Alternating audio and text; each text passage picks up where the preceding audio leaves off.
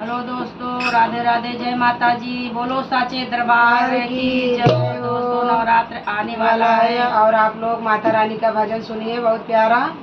सुन के बताइए कमेंट बॉक्स में कैसा लगा। झूला झूला झूला